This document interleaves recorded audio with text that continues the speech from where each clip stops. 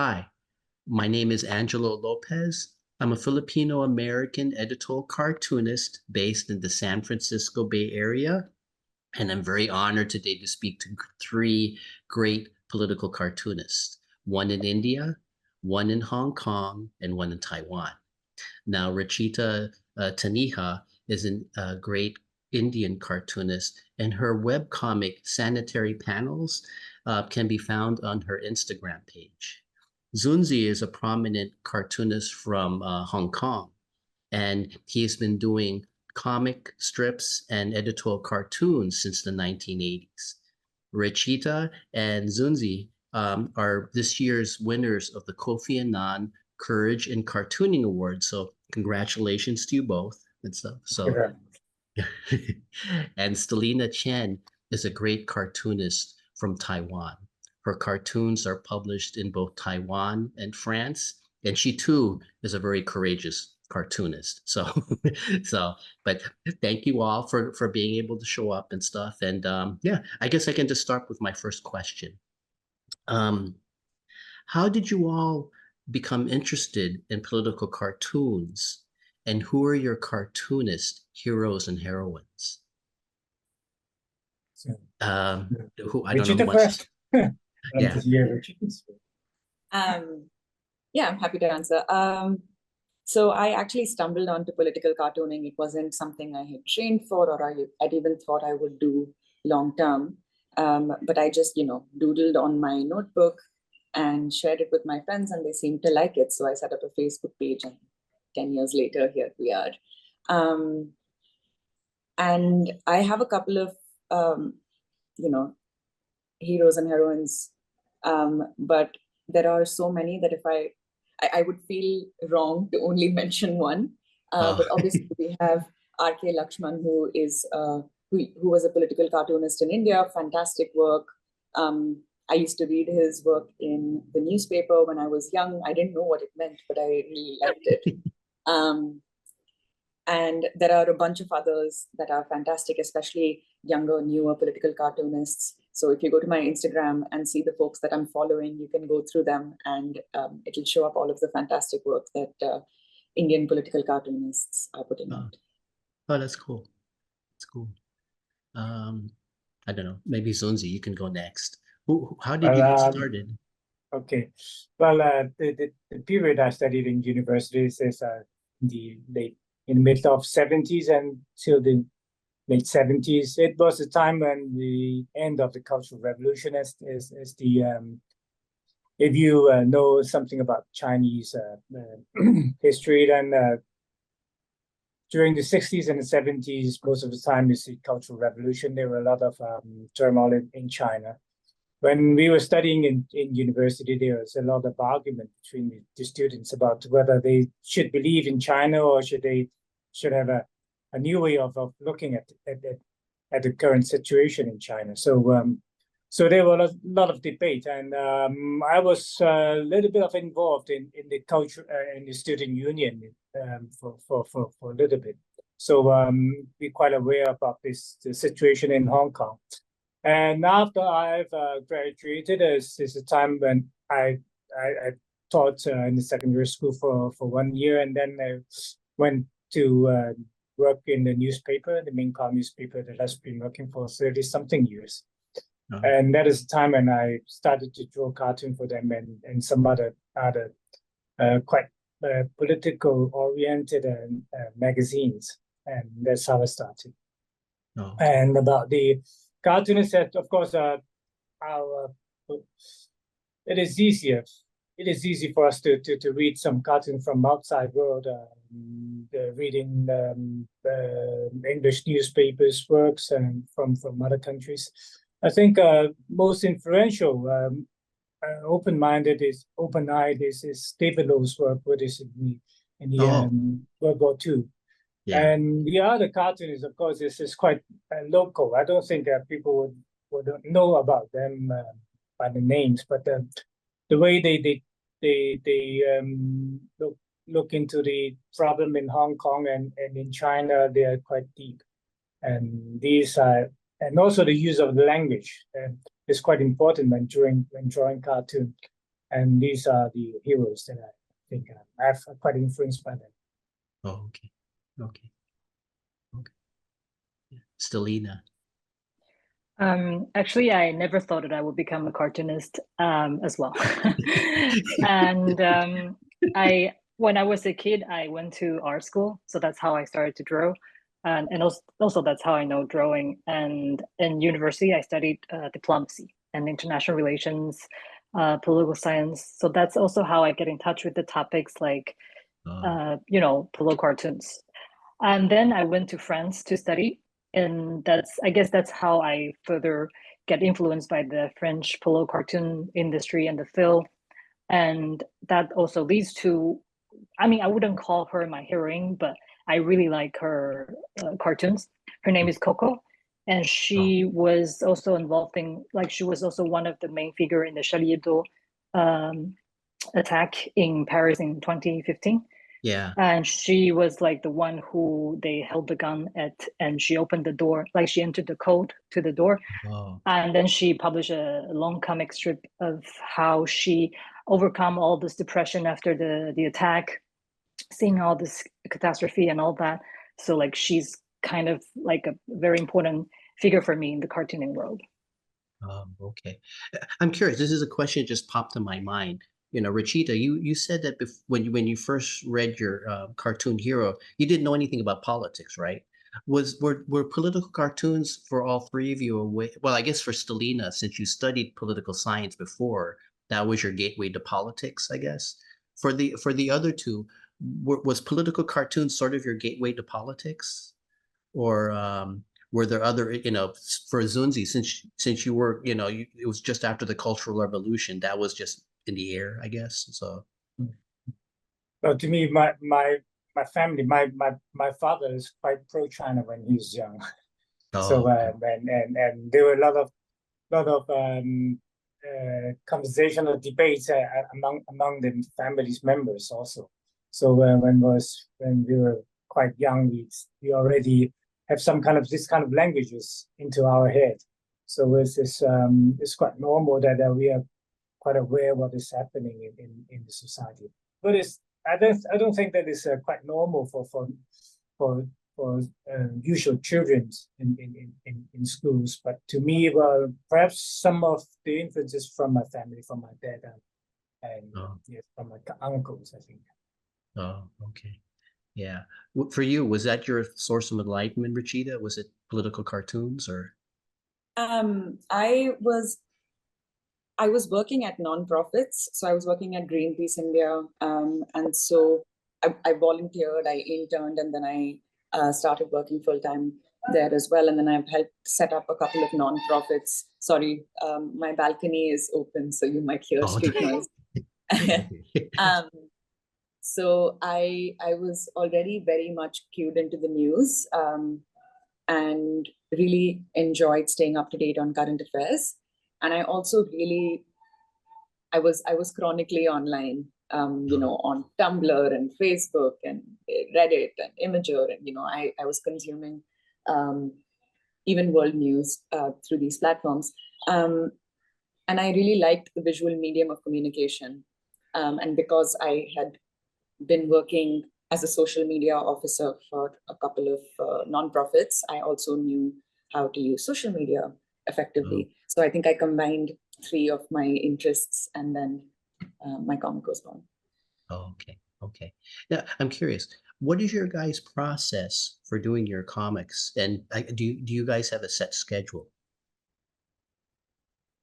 To me, while I was working in a newspaper, usually I work also as an art editor for the newspaper, and usually I wait until nearly the deadline before I start to draw my cartoon.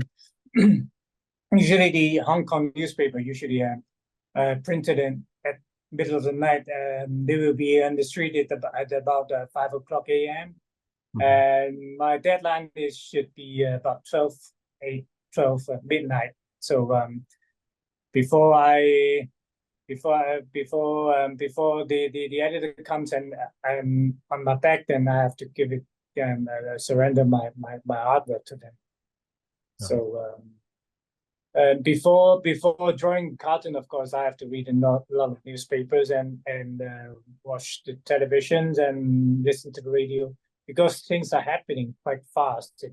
And when you're in the newsroom, things are, the news are swarming in all directions. You have to follow it quite close before Okay. you can have a good understanding about the news. Yeah. Were you a daily or were you a weekly? Were you a Well, daily? My work is daily cartoons I work for. So the climax is I have to draw about 3 or 4 cartoons a day for different newspapers. Oh, wow. Wow. Yeah, I have a hard enough time with one. So, so I'm only a weekly and stuff. And it took me around 2 days. So I don't know if I'd survive a daily. Yeah, yeah. How about you two? What's your process? Oh, should I pick like Stellina? What's your process? Yeah, I thought maybe it's easier. Okay, I guess I'll pick from now on to make it easy and stuff. Like my process is kind of split to 2 parts, quite different, I would say, because I work in France mainly with Cartooning for Peace. I don't know if you know the organization that's based in Paris. So they have like they would send us 3 times a week the subjects they want, for example, for the newspaper Le Monde, and then basically the subjects they want is quite listed already. And if you have a drawing, you can send them. Mostly it's international news. And for the Taiwanese side, it could be international, it could be domestic as well. Like it could be both. So sometimes when I do international, I try not to include text, because if I send it to friends and in the same time send it to Taiwan, then I have to translate the text. Oh. Or sometimes or sometimes if I do in English and then I upload to some kind of platform, then I have to translate to French for the French side and translate to Chinese to the Taiwanese media. And it would take a lot of time. It kind of get messy. So I just try to reduce as much text as possible. And in terms of process, I think it's kind of the same as Zunzi. I read a lot of articles, and I do podcasts all the time. When I'm walking, when I'm in the gym, like I'm just all the time with podcasts, with news podcasts, like, and also they update like 3-4 times a day. So you have like never running out of podcast content. So I'm basically just always with news in my ears. And in the morning, I wake up with news as well. Like I turn on TV.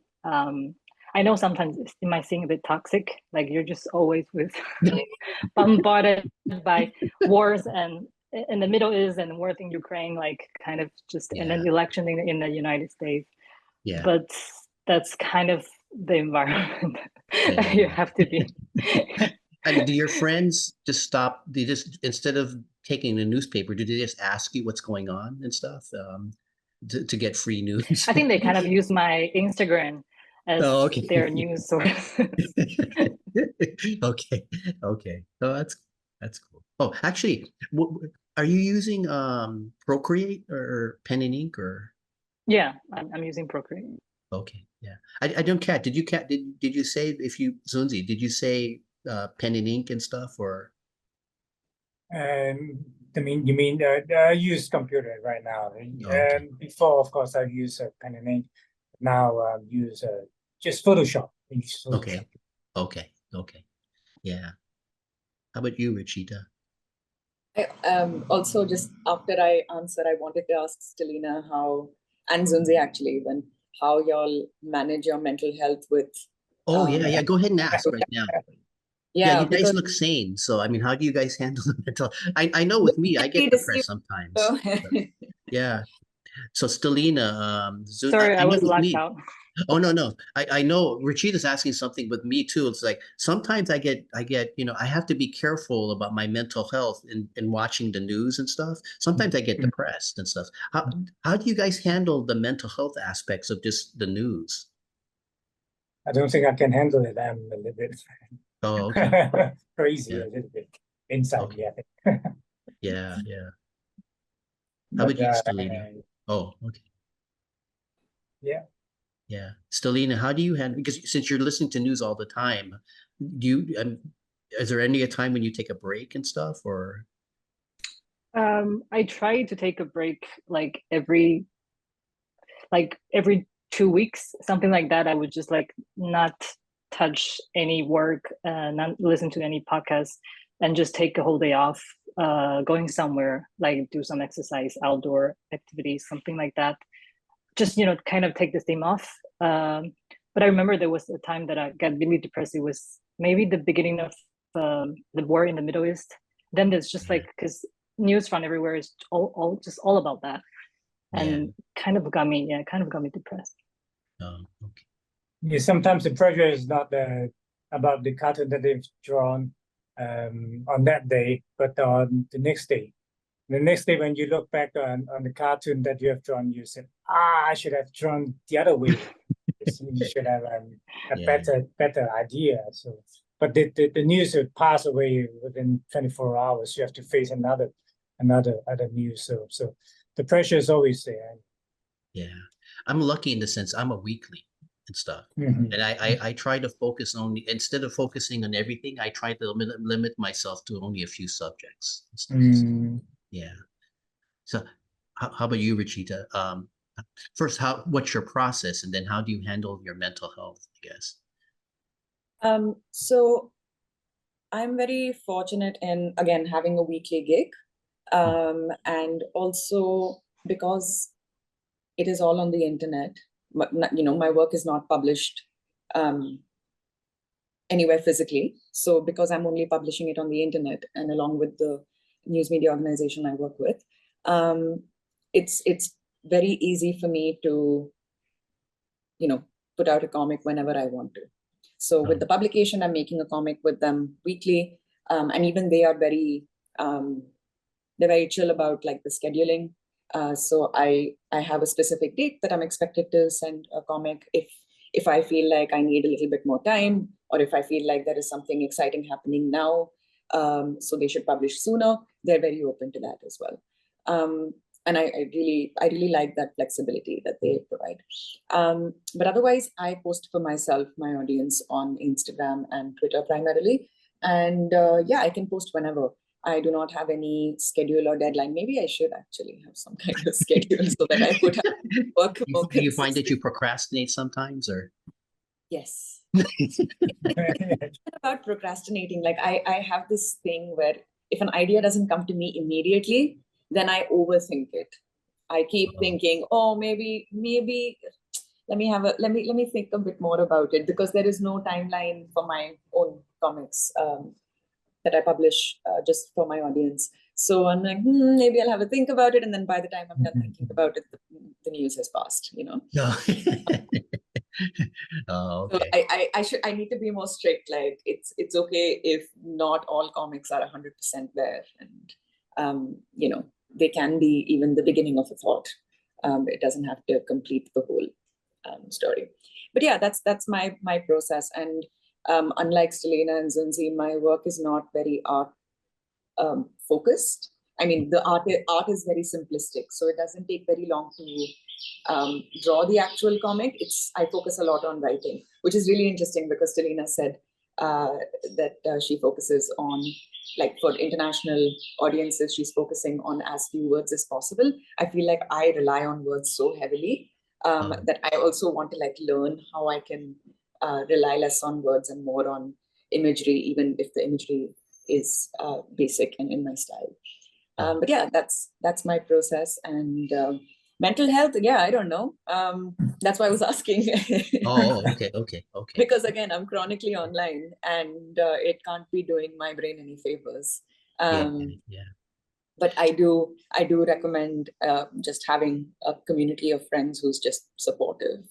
Yeah. That's, I think, the only thing that, like, to help you process the news as well. So like I have group chats in which we're like talking about the news and processing it together, and navigating through it, and also just like being there for each other, checking in with each other and that kind of stuff. That's a good idea. I need to get some friends. So Well, hello. Nice to meet you. Oh, okay. Well, okay. The next question is for Rachita and Zunzi. First, am I pronouncing your name right? Is it Zunzi or? Yes, right. Oh, okay. I just wanted to make sure and stuff. In the Philippines, former President Rodrigo Duterte, he had an anti-terror law that he used against his critics. And I know India has an anti-terror law, and I think Hong Kong has a security law. Now, how have those laws been used against dissent, and how have they affected you both in your cartooning? Oh, and Zunzi, did I pick you first? I'll pick Rachita. Okay. Okay. The direct impact on me is that I have to stop my cartoon right now. Literally, the National Security Police goes to the newsroom and talk to the editor, warning them that if they still carry my cartoon, then they'll face some trouble. Not only me, but also the newspaper. So after negotiation, I think it's better to protect the newspaper, because there's still a lot of brave reporters there, editors there. There are a lot of friends there. So I agreed that I should stop my cartoon at this moment. So this is the direct impact, and for other cartoonists, you could see that there are already some cartoonists has to fled away, has to migrate to some to England, some to even in Taiwan. You have some cartoonists there too, because of the pressure. So so right now the things are still going on. I mean the authority are still pressing.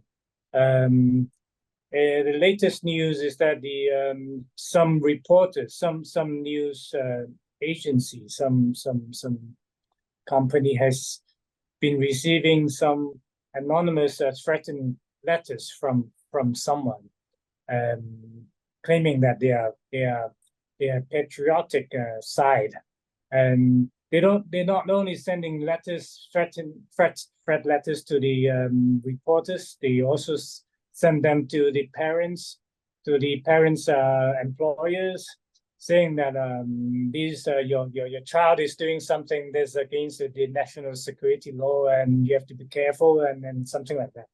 So this is the current news, and then the police only say that we are going to investigate it, but still nothing is happening. So I would say that we are still in the eye of the cyclone, and things are still happening, and we have to look closer and be aware.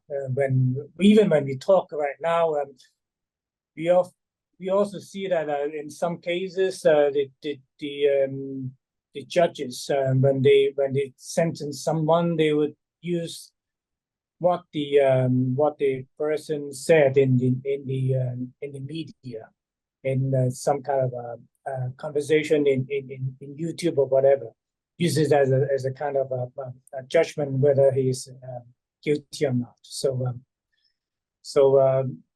I think not only me, all of my reporters' friends has to be very careful on right now. Okay. Yeah, you be careful too. Yeah. Yeah. Okay. Yeah. How about you, Rachita?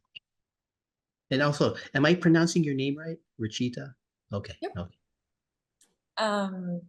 Yeah. Similar to Zunzi's, what Zunzi has said, we also have an anti-terror law, but we also have like many other vaguely worded laws that can be used against anyone. Like you can frame a charge against anyone if you use the right law and use the right language. So, the problem is that there is the authorities, and then there are the foot soldiers, which is like the community of people that are policing what content is being put out. So they don't necessarily have any qualifications, or they're not hired or anything, but they will go and target people who are speaking their mind by filing cases against them. So, for example, I have a contempt of court case against me for 3 of the comics that I made. And it's been going on in the Supreme Court. And it's been going on since 2020. The case hasn't been heard yet. And so, you know, like this, there are people that will go out and go to a comedian's show and harass him or arrest her or file a case against them with one of the many laws that they can use. A comedian? Did you mention a comedian? Oh, okay. Yeah, They yeah. do that to So comedians? we had a comedian who was arrested because before his set, because they said that he was going to hurt religious sentiments. Oh. Before he even did his set. And Okay. so he was arrested and he was in jail for a while. My friend who is a comedian as well, he has a contempt case against him also. So, you know, there are different laws, like hurting religious sentiment is one thing that is so broad that any comment on any religion can be said as hurting religious sentiments, any criticism of any religion. But yeah, they come after satire so strongly. I think authoritarian governments come after satire so strongly because they hate being made fun of. They hate being shown as being mortals and being shown as not being godlike figures. Like, you know, you make fun of someone in authority, and if they react badly, you know that they're not the right leader. Authority should be able to withstand being made fun of, being questioned, being satirized. And I think that's why satire scares them so much, because once you can laugh at someone, they are not a godlike figure anymore. Okay. And I guess that's the effectiveness of the cartoon too. Yeah, yeah. Which is why, like, going after satirists is often like an alarm bell for democracy. Oh, okay. Okay. Well, thank you. Thank you. Okay. Well, I just saw on my computer we have 10 minutes left for this first video and stuff. Let me ask this question, and if you don't have time for this one, we'll continue to the next one and stuff. So this one is for Stellina and Rachita and stuff. I know India and Taiwan just had important elections within the past year. Why were those elections important? And, you know, how has India and Taiwan been since the elections? And I guess I'll go with Stellina first.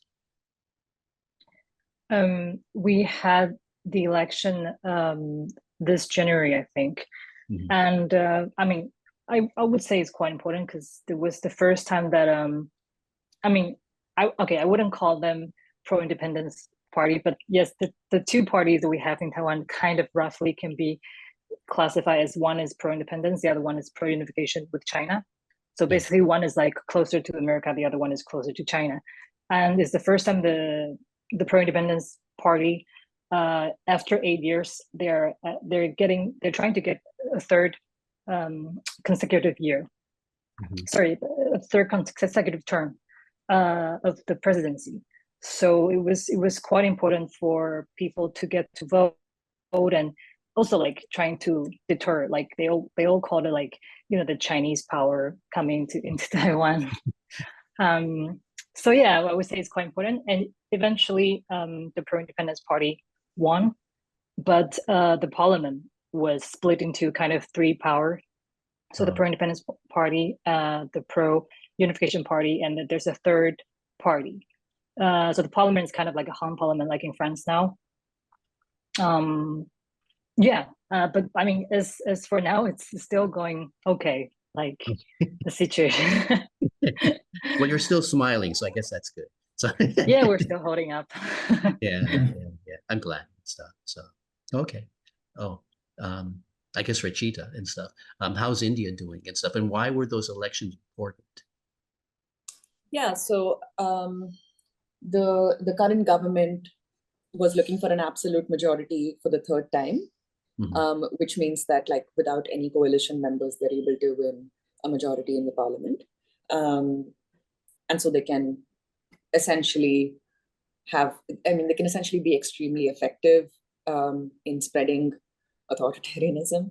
And it's a right-wing party. It's a right-wing party. So they had absolute power before, and this election we expected to go roughly the same way, but it was actually a surprise that they did not win individually enough number of seats to form majority. So they had to go in coalition with other parties, which is good because that holds the government more accountable, or the party more accountable to its actions. And it's not as easy for them to like bulldoze decisions and like just pass things without any form of any hurdle.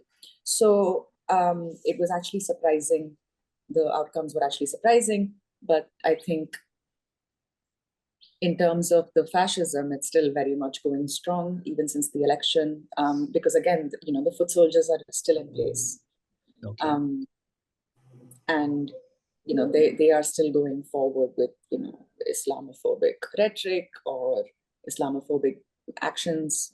So many Muslims have lost their homes because of illegal razing of their homes. So you have literal bulldozers knocking out Muslim areas and leaving them homeless. So things, and we have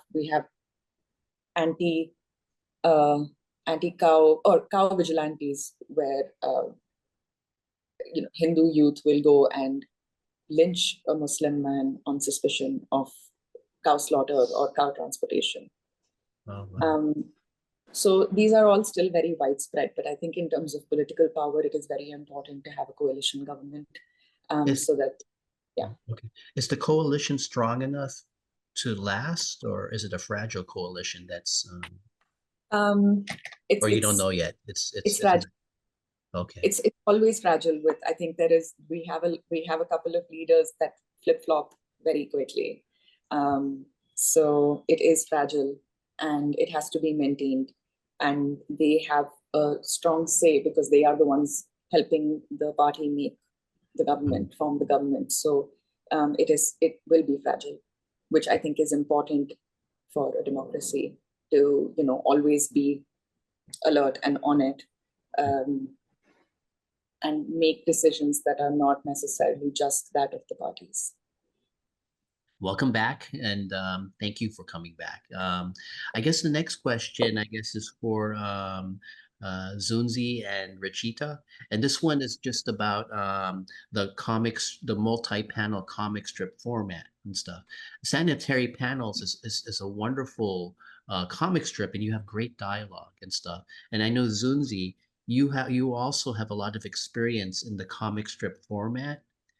What do you both like about the multi-panel comic strip format as opposed to the single panel format? To me, this single panel format has to be very close to the news. Have to be directly close to the news, because the readers, when they read the newspapers, they have to have the background knowledge about, or the basic knowledge about what they've read. And on the front page or inside page, or at least they have seen the televisions and have known who is the guy who is talking about certain topics. If I draw a cartoon on that, I could only draw about a fraction of the background only. The other background has to be fulfilled by the readers themselves.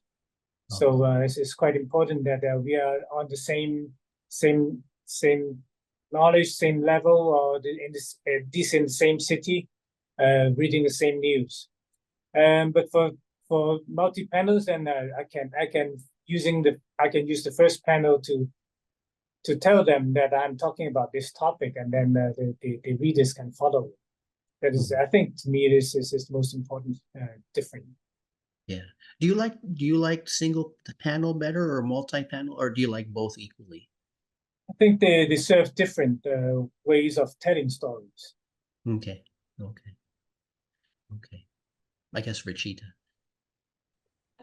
Yeah, I like multi-panel comics because they give me a lot of flexibility and also help me like develop a scene.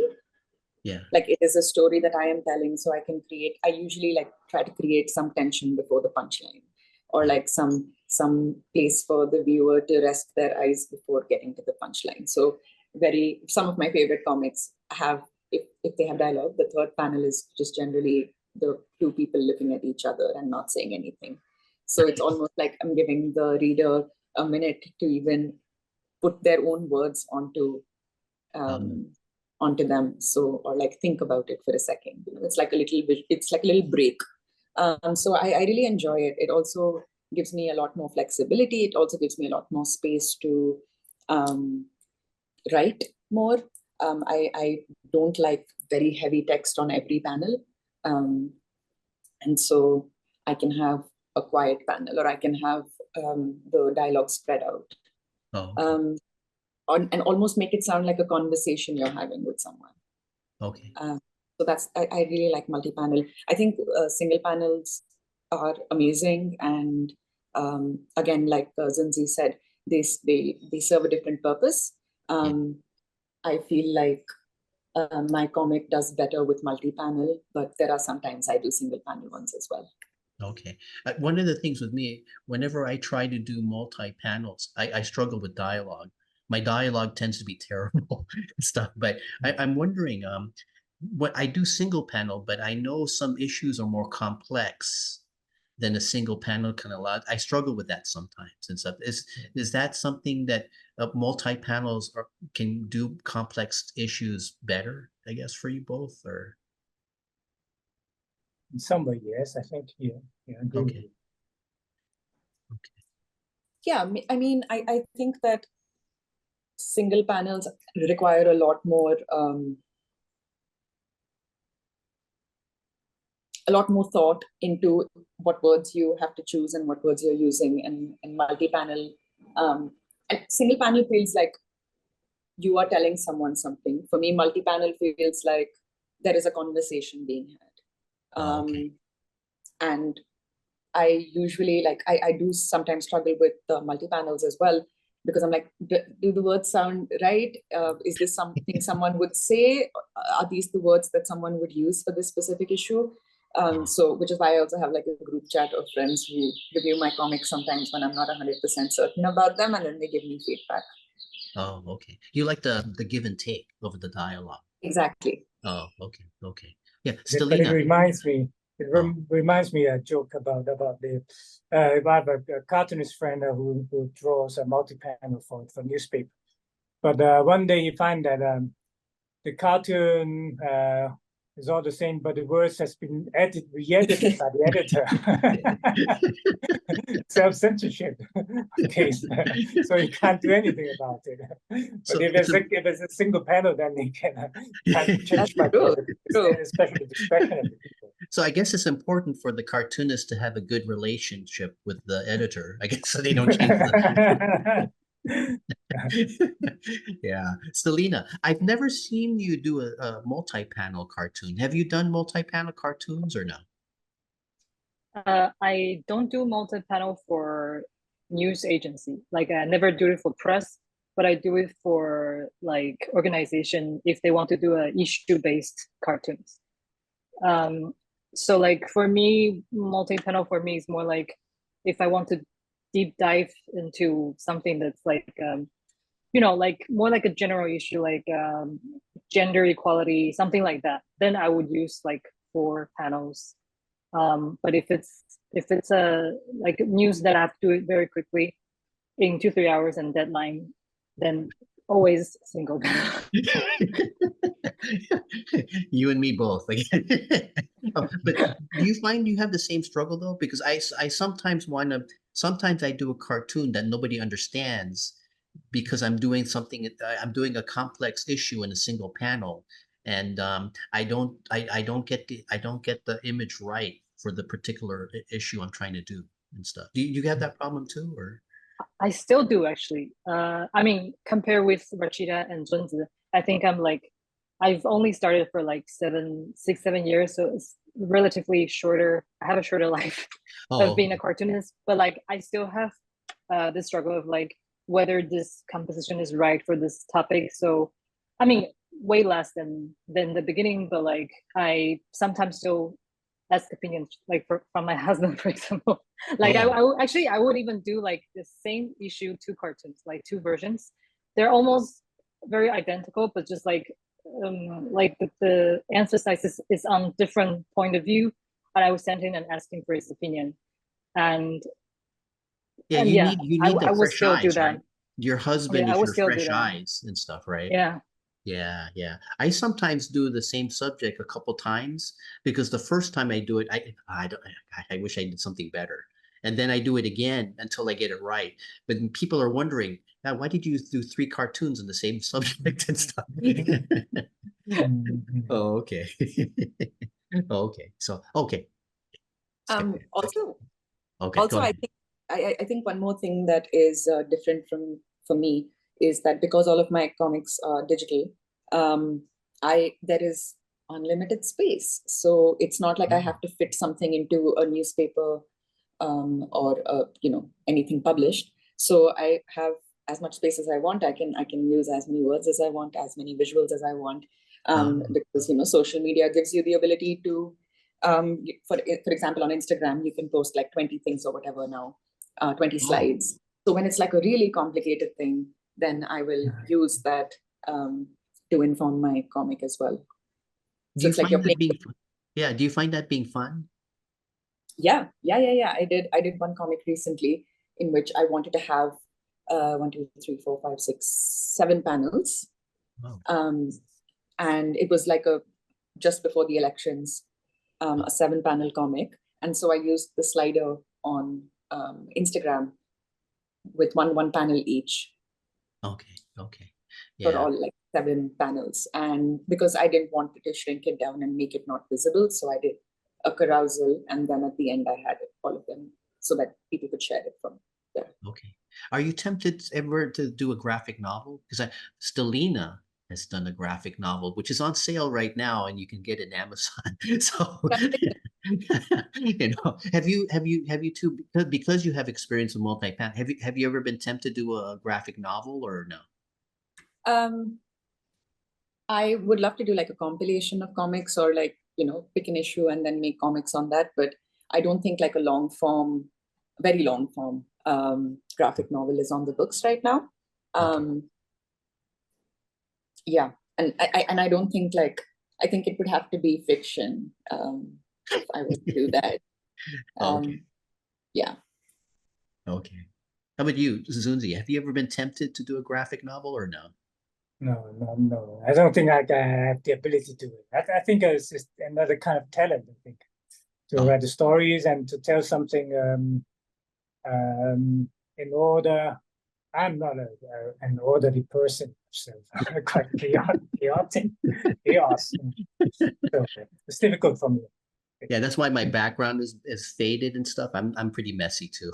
So, yeah. Stellina, did you want to plug your graphic novel since we're talking about it right now, or? I mean, I could like just introduce it really briefly, like because actually Rachita talks about if you do it, you'll probably be fiction. Like mine is like kind of in between fiction and nonfiction because like I basically just pull materials from what I'm doing now every day, but I create a fictional world for them. So like the characters, they are like putting Xi Jinping, like the president of Trump, Biden, like all those main figures that we see every day in the news, but they're in the school, and the school is called G20. Of course, it's a joke, but like they all go to school of G20, and then like they have this election of class delegate.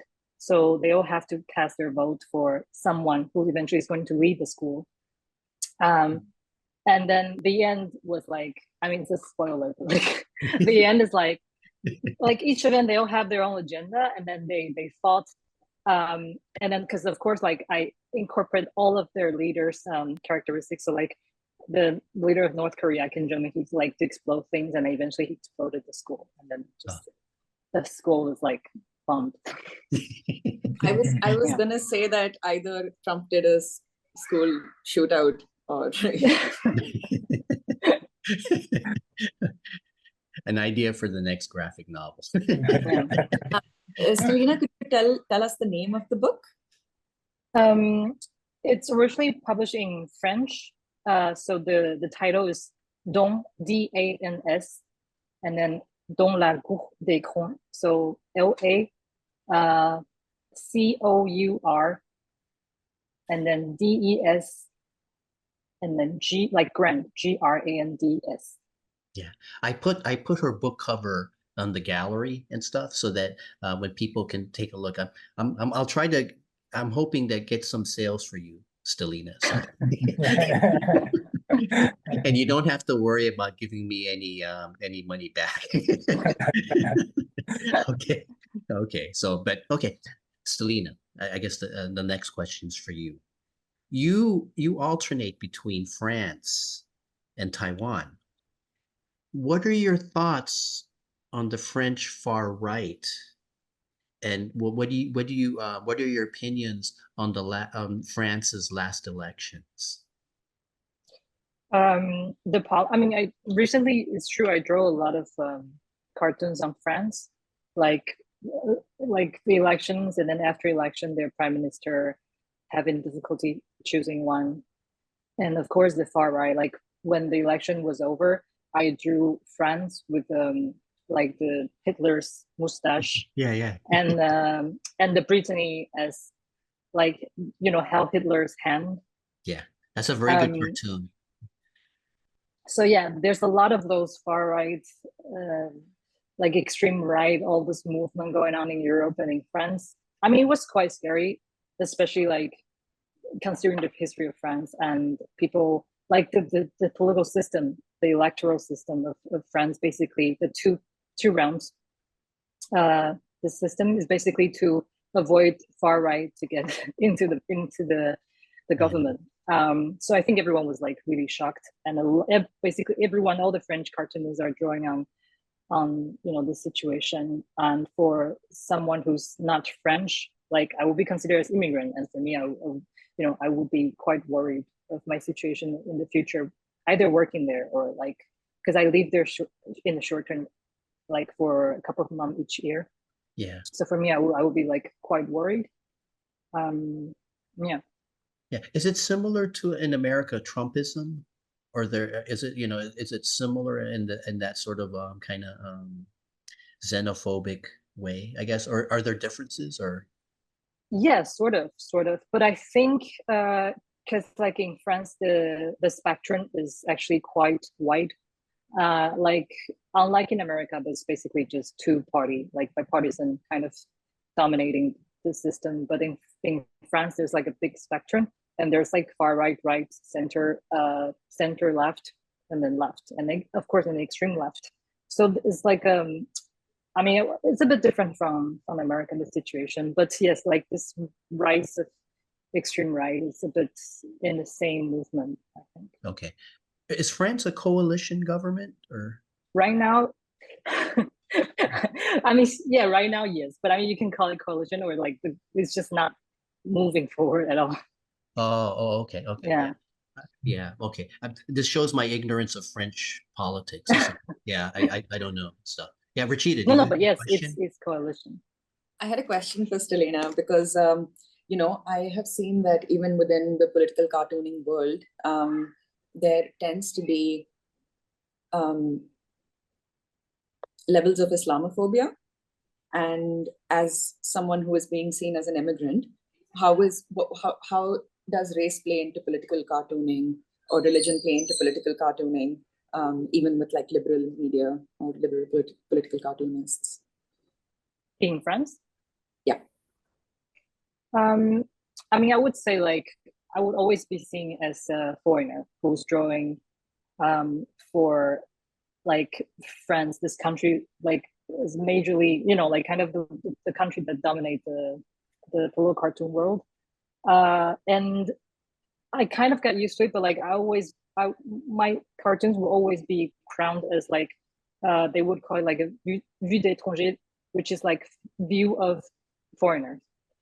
Oh. So they were always kind of like this. They want to put you into perspective of someone else looking at France. But apart from that, like, of course, there's some discrimination here and there. But yeah, I would say it's about that. Thank you. Yeah.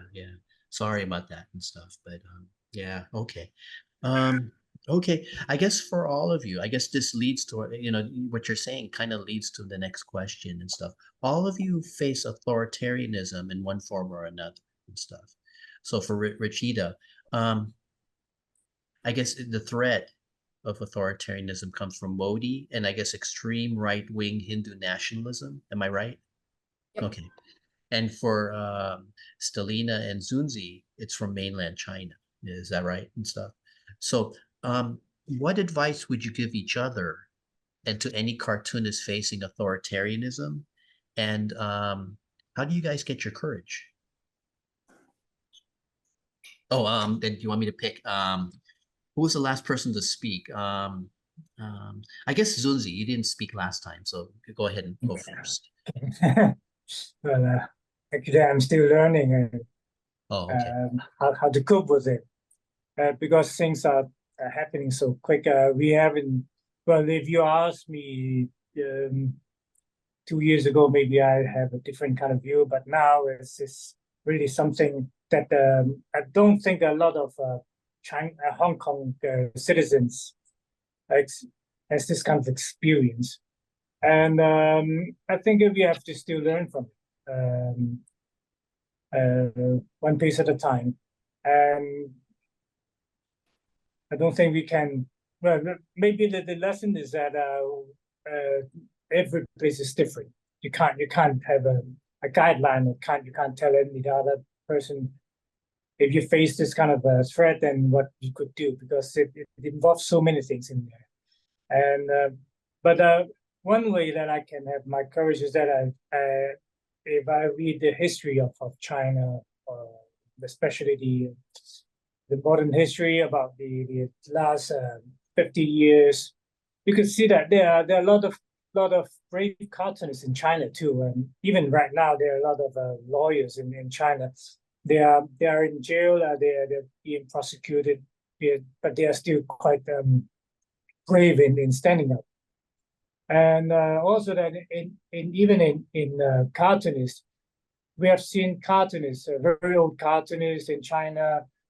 During the Cultural Revolution, they have to silence themselves, but they have to wait for quite a long time. They have to wait maybe 15 years or 20 years before they can pick up the pen again.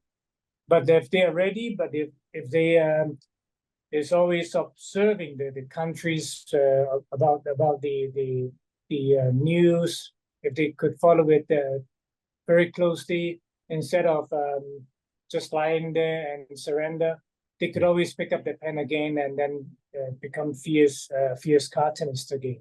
So I think I'll wait for a while until the time comes back again, and then I can pick up my pen and start to draw a cartoon as quick as possible and as fierce as possible. Oh, who should I pick? I guess Rachita, you're next. Yeah, I think like Zunzi said, it's different for everyone in different situations. Like it also depends on how much privilege you have within your country to be able to say something without getting into as much trouble as someone else in the country might. It's also about like how vulnerable you and your family are in terms of, like you mentioned, caregiving. So if you are caregiving, so you are also prioritizing another person. And you have to make sure that you don't get into trouble, not only for your own safety, but for your loved one as well. So like there are so many different things that go into deciding how far to push things or how much to hold back. I would just say, I would just say safety first. Yeah. Think about yourself and your loved ones first, because no one's going to benefit from, you being in jail or you being prosecuted. We need to keep making comics, and in the long term, that would be better than getting into trouble, knowing that you're going to get into trouble and then doing it anyway. I think we don't need martyrs. We need more cartoons. Yeah, my dad would get really annoyed if I went to jail because of my my dad used to joke about how he would visit me in jail. And while my mom would like be crying thinking about the fact. Yeah, yeah. My dad would just be, yeah. I think he would try to get a cake with a file in it and stuff, but Sounds like a good dad. But he was a cook, so yeah, yeah. How about you, Stellina? I think how I face the authoritarianism is a bit different from Zunzi and Rachita, because this power like is seen as the foreign invasive power that's trying to like crush down on us. So like in terms of cartoons, I like it's true that I don't have like an immediate danger if I draw something on on China or on the president of Xi Jinping. But yes, if one day, unfortunately, if one day it happens, yes. Like actually in Taiwan, it's true that we talk a lot about like either they say like yesterday Hong Kong, today Taiwan, or today Hong Kong, tomorrow Taiwan. So actually we look at Hong Kong, the situation in Hong Kong, as kind of like something that we might become, and also the whole freedom of expression situation, including Apple Daily newspaper getting shut down and everything. So like we're kind of using it as something that we Taiwan should learn from. Yeah. So yeah, I think we kind of face it differently. But for now, like I will still keep on drawing, not like whatever I want, but just like things function normally. Yeah. But it's true that also my parents sometimes would just slip out like, oh, if they really attack us, like you should just go somewhere else. Yeah, yeah. I'm similar to you in the sense that because I live in the San Francisco Bay, I'm pretty safe and stuff, but I have relatives in the Philippines, and I don't know how. But I mean, the good thing is that my cartoons, not many people see them, so so I have that the lack of a readership kind of helps me in a way and stuff, but I do worry about the Philippines and this. I'm not sure about if it's as dangerous with Marcos, but under the Duterte administration, I was really worried and stuff about first how it would affect them, but also because Duterte's popularity was around 80%. I was just worried about how many of my relatives would be angry at me and stuff if they happened to be Duterte supporters and stuff. So I'm in a similar boat as you, Stellina and stuff, but maybe not as much now because I'm not as worried about Trump winning and stuff. But yeah, okay. Last question and stuff. So, what do you all love about political cartooning, and why do you think authoritarian governments fear political cartoons? And gosh, who am I going to pick first?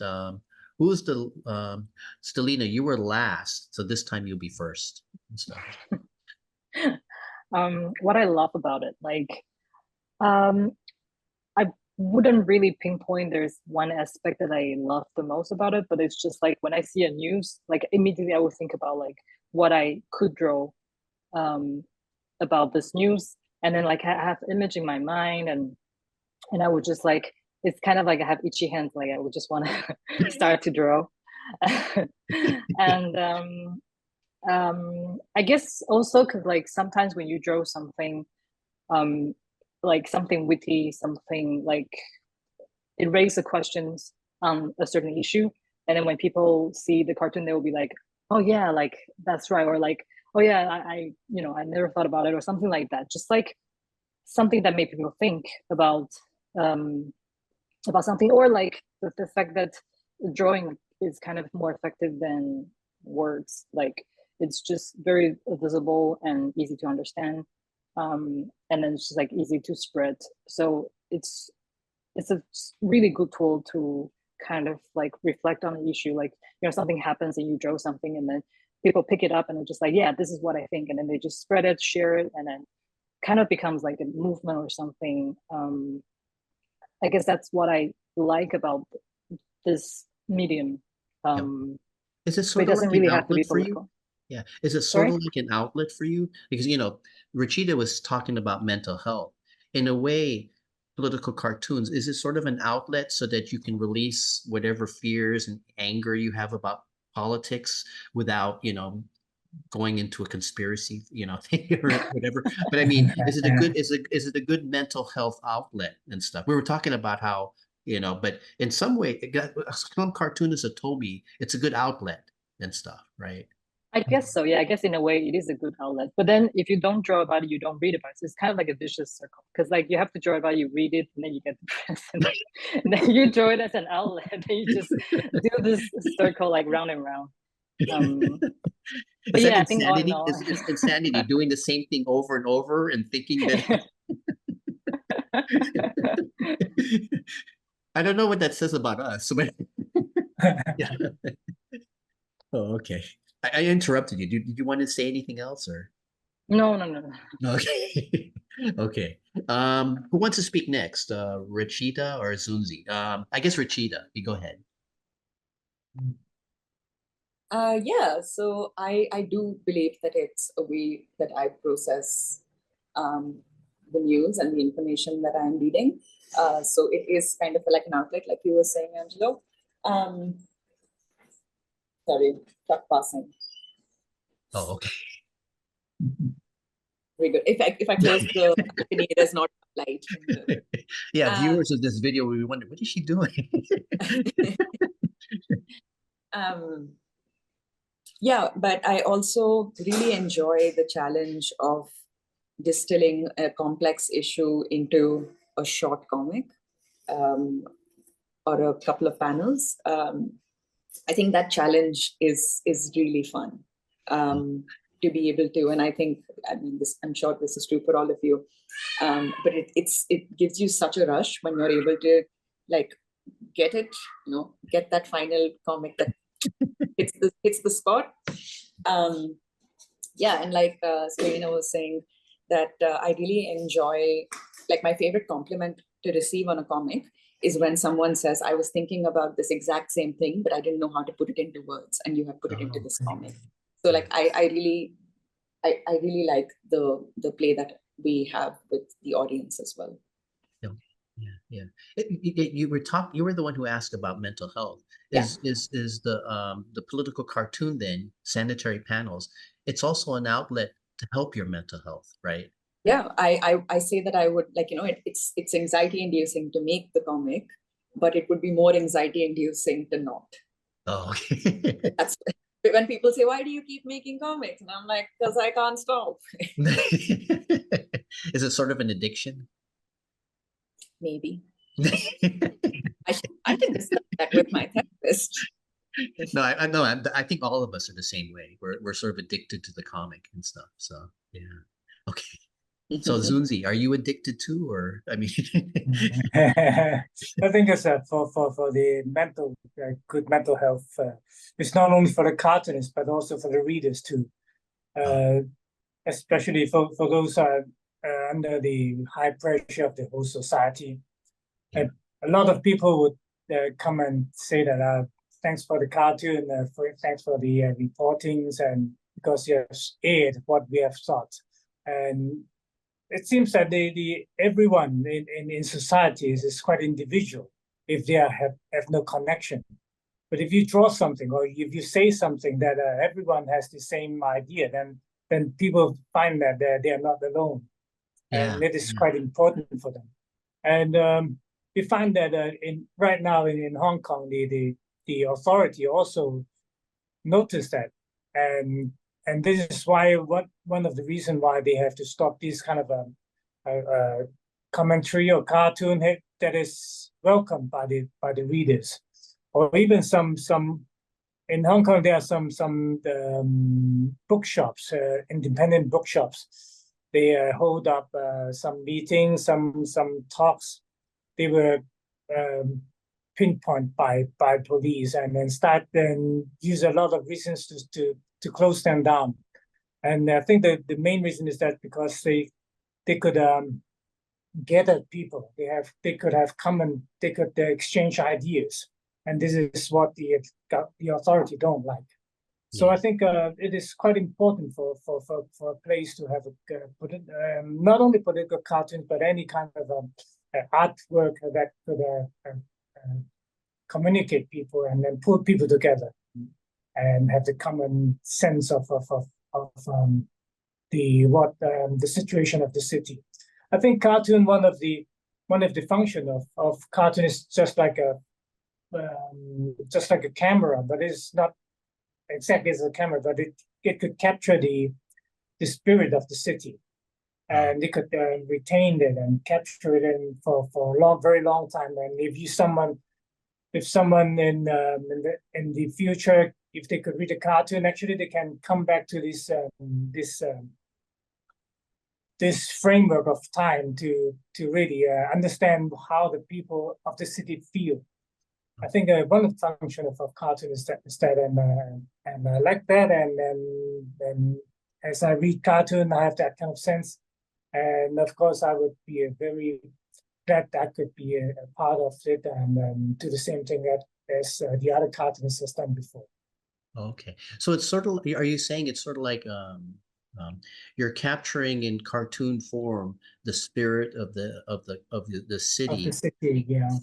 for historical for history, I guess. Yes, I think it's just like a journalist writing a report about the situation, about the news. Archive. Yeah.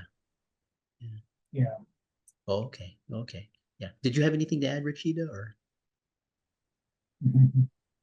Sorry, I was just saying like an archive of, you Yeah, know. yeah. Oh, okay, okay, yeah, okay, yeah. If you wanted to ask anything, you feel free and stuff. But okay, well, thank you all and stuff. I admire all of you and stuff, and I wish you well. And as the year ends and stuff, I wish you all luck and stuff. But thank you very much, and also I admire all of your skills and all of your courage as cartoonists and stuff. So thank you.